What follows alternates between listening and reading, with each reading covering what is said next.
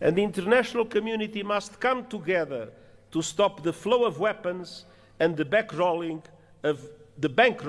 of bloodshed. In the Democratic Republic of the Congo, the Congolese people have been suffering yet again from a brutal cycle of violence. And the fighting that is raging in South Kivu as a result of the continuation of the M23 offensive threatens to push the entire region over the precipice. Regional escalation must be avoided at all costs. There is no military solution. The deadlock must end, the dialogue must begin, and the sovereignty and territorial integrity of the DRC must be respected.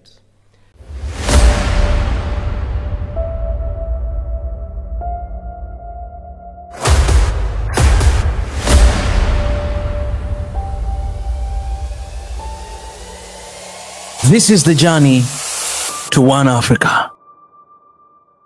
I will now have the honor to invite His Excellency Antonio Guterres, Secretary General of the United Nations, to deliver his statement. Your Excellency.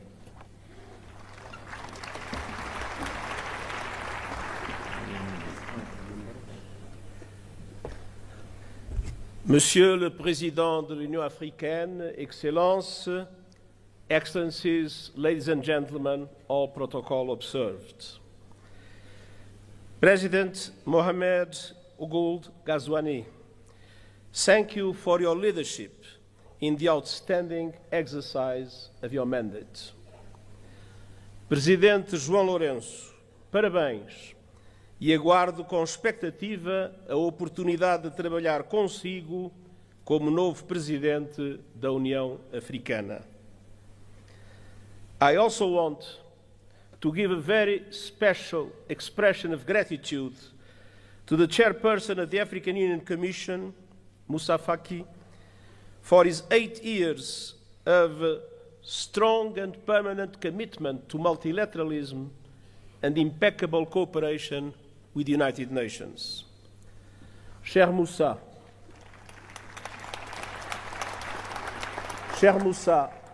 travailler avec toi est un privilège, un plaisir et un honneur.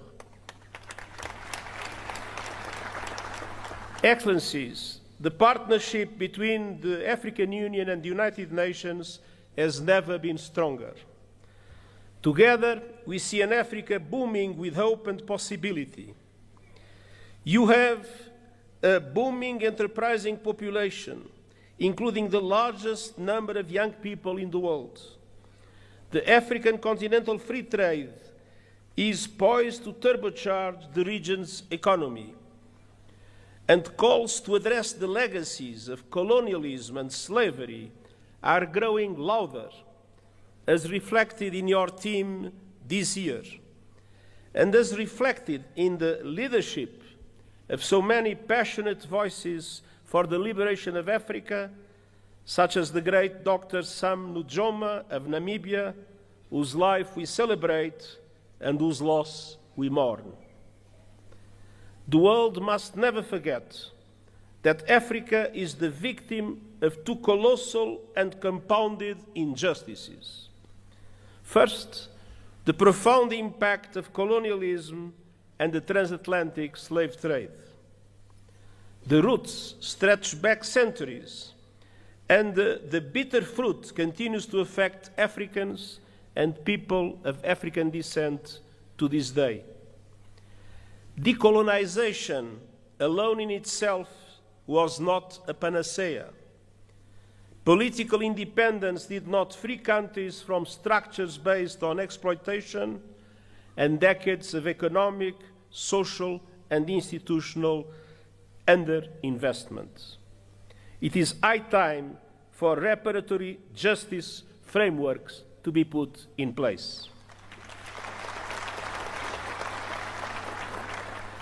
Second, Africa was under colonial domination when today's multilateral system was created, and that injustice endures. Look no further than the United Nations Security Council. There is no excuse that Africa still lacks permanent representation in the 21st century. I will keep working with the African Union and all member states to ensure the representation Africa needs and the justice you deserve, including with 2 permanent members of the Security Council. And we will keep pressing together for an international financial architecture that is no longer outdated, dysfunctional, and unfair. Correcting age-old injustices is essential to address here and now challenges. And the good news is that we have many of the solutions we need. Last year, you helped drive that effort at the United Nations with the Pact for the Future. And I thank Africa for its support that was vital to approve the Pact. Our task now is to make those commitments a reality. South Africa's G20 chairmanship could not come at a better time. Let me point to 4 areas for action. First, we must push for peace, security, and alleviating appalling levels of human suffering. Sudan is being torn apart before our eyes and is now home to the world's largest displacement crisis and famine. As we near the holy months of Ramadan, it is time for an immediate cessation of hostilities. And the international community must come together to stop the flow of weapons and the bankrolling of bloodshed. In the Democratic Republic of the Congo, the Congolese people have been suffering yet again from a brutal cycle of violence. And the fighting that is raging in South Kivu as a result of the continuation of the M23 offensive threatens to push the entire region over the precipice. Regional escalation must be avoided at all costs. There is no military solution. The deadlock must end, the dialogue must begin, and the sovereignty and territorial integrity of the DRC must be respected. The conclusions of the recent joint EAC-SADC summit offer a way forward, with a renewed call for an immediate ceasefire and new momentum for regional efforts based on the Rwanda and Nairobi processes. Now is the time for swift implementation.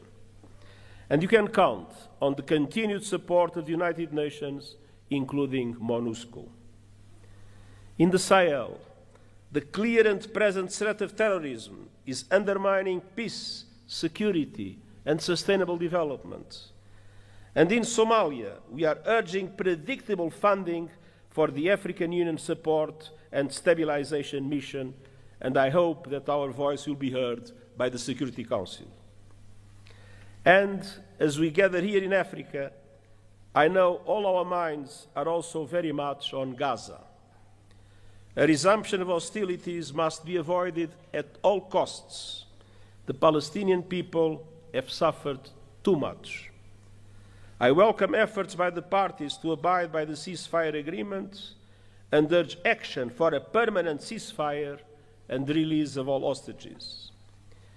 Peace is possible in the Middle East, and that starts with tangible, irreversible, and permanent progress towards the two-state solution, Israel and Palestine, living side by side in peace and security. Excellencies, on all fronts, we stand shoulder to shoulder with the African Union to advance security, stability, human rights, and rule of law. Excellencies, second, we must keep working together to deliver the AU 2063 agenda and the 2030 agenda for sustainable development and drive action on finance. African countries pay up to 8 times more to borrow than developed countries, and 20 are in or at risk of debt distress. The Pact for the Future supports an international financial architecture reform to reflect today's economy, ensuring fair representation and urging effective action on debt relief. And I will stand with Africa as a matter of justice and to right the historic wrongs. Excellencies, third, the climate crisis. Climate disasters are tearing across Africa, destroying lives, upending livelihoods, devastating economies, and inflaming conflict. At the same time, the renewables revolution is unstoppable, and Africa is poised to become a global clean energy powerhouse. Yet, today, Africa receives just 2% of global renewables investment. Realizing Africa's potential requires access to affordable finance, including by implementing the COP29 finance decision fully and on time, and supporting development of a roadmap to realize $1.3 trillion a year. Excellencies, Africa has contributed little to the climate crisis, yet is paying the price with record droughts, floods, and heat. Climate justice requires a massive investment in adaptation, with the international community bearing an enormous responsibility. Developed countries must double adaptation finance, and countries must significantly boost the loss and damage fund. Allow me a note. When the Loss and Damage Fund was created, the pledging conference that took place has allowed for an amount that is equivalent at the highest contract for a basketball player in the United States. It is absolutely necessary to make the Loss and Damage Fund an effective instrument to support developing countries in adaptation. And we also need justice when it comes to your abundant critical minerals. Too often, your countries are plundered, bound to the bottom of value chains as others grow rich on your resources. The work of the United Nations Panel on Critical Energy Transition Minerals is designed to help embed justice, sustainability, and human rights across the value chain. Africa's minerals must benefit Africa's people. Excellences, enfin, nous devons agir dans le domaine des nouvelles technologies, notamment l'intelligence artificielle. Près de 2/3 de la population africaine sont privés d'un accès fiable à l'Internet.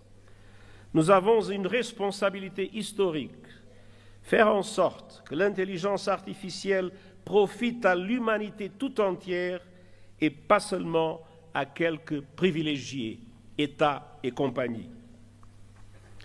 Le pacte numérique mondial partage les ambitions du pacte numérique africain.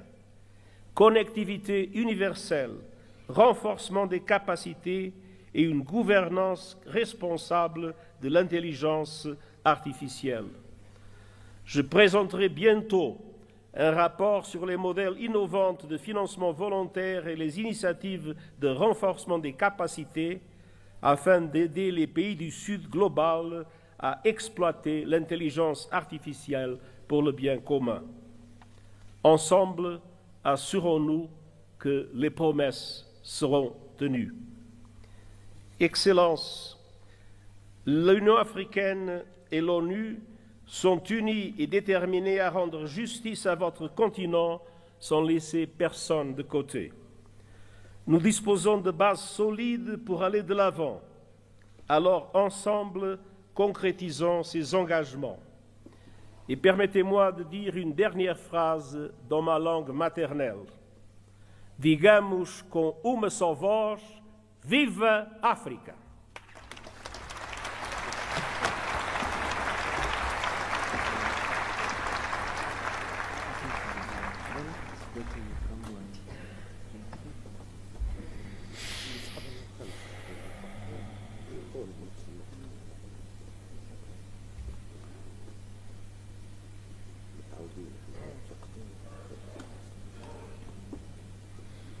Thank you, Your Excellency, for your statement. We highly appreciate your leadership in strengthening the African Union-United Nations partnership. Thank you.